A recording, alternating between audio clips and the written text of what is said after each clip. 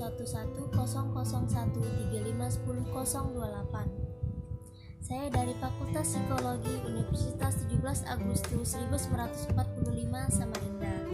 Pada kesempatan kali ini, saya ingin membahas psikologi humanistik menurut Abraham Maslow. Sebelum itu perlu kita ketahui siapa itu Abraham Maslow. Beliau sering juga disebut sebagai Bapak Psikologi Humanistik. Beliau ini lahir pada tanggal 1 April 1908 di Brooklyn, New York, dan meninggal pada tanggal 8 Juni 1970 di California, Amerika Serikat. Beliau dapat dikatakan terlahir dari keluarga yang kurang bahagia, dikarenakan ayahnya merupakan seorang pemabuk yang suka berkelahi. Namun ia tetap dapat memaafkan ayahnya dan menerimanya kembali. Tetapi tidak dengan ibunya. Ia memandang ibunya sebagai seorang yang penuh dengan kebencian, tidak memiliki rasa sayang dan kehangatan. Tapi dikarenakan rasa bencinya kepada ibunya itulah yang memotivasinya untuk mempelajari psikologi dan sampai membangun psikologi humanistik ini. Beliau sendiri mendapatkan ide untuk membangun psikologi humanistik ini pada saat ia menjadi kepala Fakultas Psikologi di Brandeis University, Waltham. Sebenarnya psikologi humanistik ini hanya berfokus pada orang-orang yang sehat mentalnya. Dan yang membuat Abraham Maslow ini populer ketika ia mencetuskan teori hierarki kebutuhan. Teori hierarki kebutuhan ini ada 5 tingkatan. Di tingkat pertama yang paling dasar ini yaitu kebutuhan fisiologis seperti mendapatkan makanan, minuman, udara, dan lain sebagainya yang dibutuhkan oleh tubuh. Lalu di tingkat kedua yaitu kebutuhan akan rasa aman seperti mendapatkan perlindungan dan terbebas dari rasa takut. Lalu di tingkat ketiga yaitu kebutuhan akan cinta, misalnya seperti temanan, keintiman, kasih sayang, dan cinta. Lalu di tingkat keempat yaitu kebutuhan akan harga diri.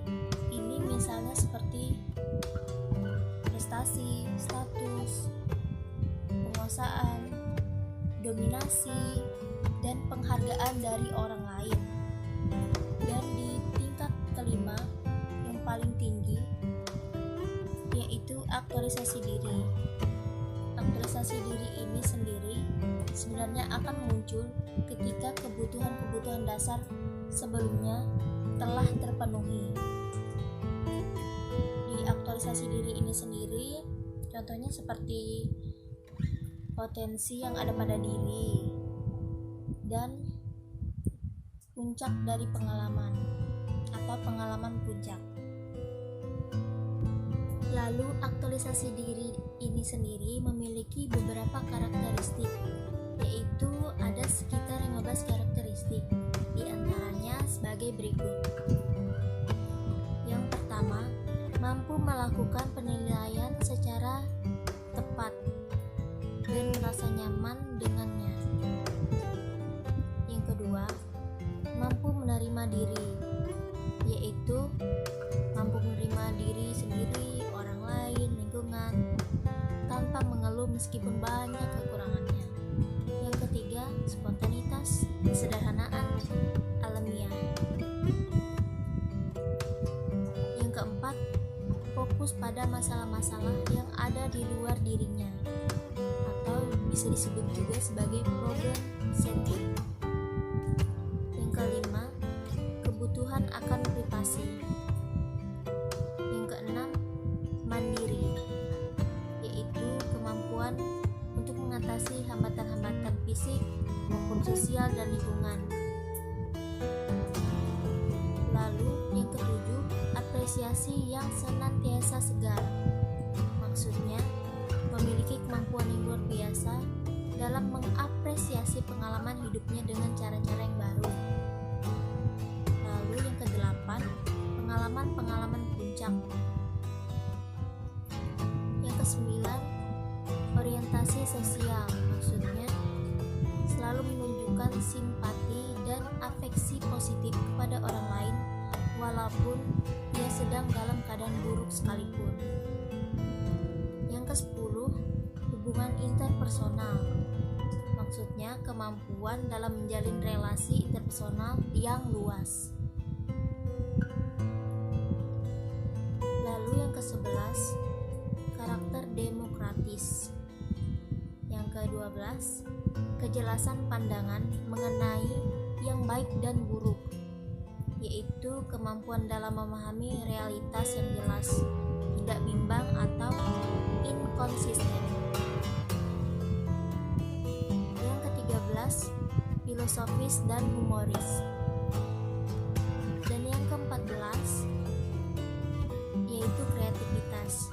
Maksudnya kemampuan dalam menunjukkan kreativitas, inovasi, orisinilitas, dan sebagainya. Lalu yang terakhir yang ke-15, resisten terhadap inkulturasi. Maksudnya kemampuan dalam mempertahankan nilai-nilai yang dianggap penting, bermakna, sehingga tidak begitu saja menyesuaikan diri dengan budaya tertentu. Seiring berjalannya waktu, Maslow merasa bahwa aktualisasi diri saja tidak memadai untuk orang berfungsi secara penuh. Namun ia menyimpulkan bahwa kebutuhan manusia adalah transendensi diri. Menurut Maslow, yang mencapai pada tahap ini sudah melewati batas-batas personal, mengalami pengalaman-pengalaman transpersonal, dan mengidentifikasikan diri dengan sesuatu yang lebih besar darinya, dan seringkali terlibat dalam kegiatan-kegiatan sosial. Demikian yang dapat saya sampaikan seputar psikologi humanistik menurut